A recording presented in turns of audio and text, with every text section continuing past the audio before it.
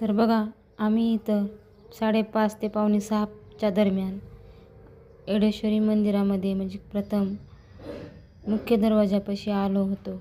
आणि असं भव्य दिव्य वातावरण पाहून मन प्रसन्न झालं आणि एवढं मन प्रसन्न झालं आणि इथलं वातावरण एवढं शांत होतं की बसच.